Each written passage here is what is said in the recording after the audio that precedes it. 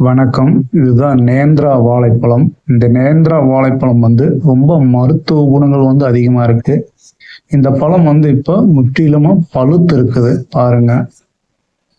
செம்ம டேஸ்டா இருக்கும். இப்போ இந்த நேந்திரா வாழைப்பழத்துல சிப்ஸ் போடுவாங்க இல்லைங்களா? கேரளாவில் பார்த்தீங்கன்னா சிப்ஸ் அதிகமா போடுவாங்க இந்த நேந்திரா வாழைப்பழத்துல.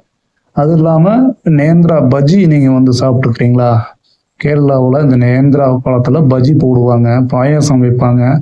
பாருங்க, இந்த நேந்திரா வாழைப்பழத்துல அத்தனை மருத்துவ குணங்கள் இருக்குது.